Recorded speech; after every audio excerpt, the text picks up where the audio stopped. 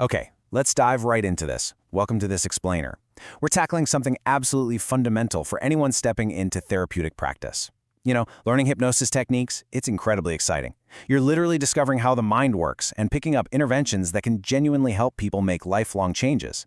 But here is a massive reality check right out of the gate. Your technical hypnotherapy skills alone, they're simply not enough to make you an exceptional therapist. Today, we're going to map out exactly what does. I want you to really think about something for a second. Who is the healthcare professional that you deeply trust? Seriously, think back to a doctor, a nurse, maybe a counselor you've confided in at some point. Got someone in mind? Okay, now ask yourself, was it the shiny, framed diploma on their wall that made them so memorable? Probably not, right? It was how they made you feel. Maybe they didn't rush you out the door. Maybe they made you feel remarkably safe during a really tough moment. And honestly, that brings us right to this powerful quote.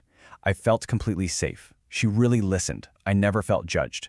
When vulnerable clients seek out hypnotherapy, they're really just looking for hope.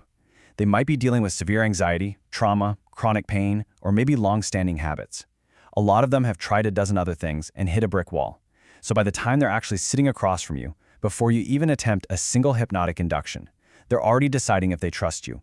And they base it on those exact feelings: safety, being truly heard, and feeling zero judgment. So, let's move right into Section 1, Beyond the Diploma. Now, what's really interesting about this slide is looking at what actually happens in the real world when two practitioners have the exact same level of technical training.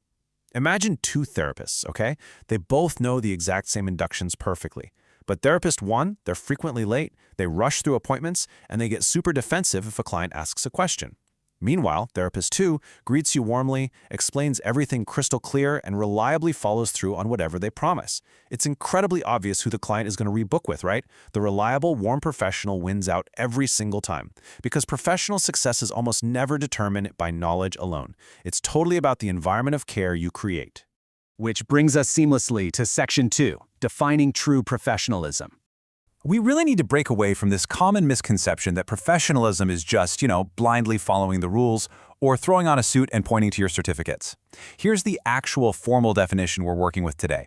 Professionalism is the consistent demonstration of ethical behavior, competence, integrity, accountability, and respect. Notice that word consistent. This isn't a switch you just flip on and off when it suits you. It's a whole way of thinking. It's an interaction style that places the client's well-being at the absolute dead center of every single decision you make in your practice. And why is that so vital? Well, it's all about client trust, which we define here as the confidence clients place in your competence, integrity, and care. Remember, your clients might be opening up about deeply private fears or emotional pain that they've literally never spoken out loud to anyone else on earth. That fragile, precious trust, it is the absolute bedrock of the therapeutic relationship. Without it, even your most advanced, ninja-level clinical techniques are just going to fall flat. All right, let's head into Section 3, Friendly versus Professional. I hear this worry all the time from students entering the field. They kind of think stepping into a professional role means they have to become a robot, distant, cold, overly clinical. But no, excellent hypnotherapists are warm, they're approachable. Being friendly is fantastic because it builds rapport. But being professional, that is what builds trust. The most effective therapists in the world don't pick one or the other. They successfully combine both to create a space that feels inviting but also incredibly secure. And this brilliantly illustrates exactly how to balance those two dynamics. You can absolutely be smiling and approachable while still maintaining professional boundaries by knowing when silence is exactly what the client needs to process their thoughts. You can build a deeply meaningful relationship, but you have to remember that the relationship exists solely for the client's benefit, not yours. You can be warmly supportive, for sure, but without creating emotional dependence. It's all about knowing when to share a friendly smile, and just as importantly, when to hold that professional, supportive silence. Moving right along to Section 4, Before the First Session. Let's move to the client journey and see how this builds. Because there is this widespread belief that professionalism magically starts the exact second a client walks through your therapy room door. But let's look at the actual timeline. They view your website. Then they send an inquiry email. Then they receive a prompt, friendly 24-hour response. Only after all that does the first session actually begin.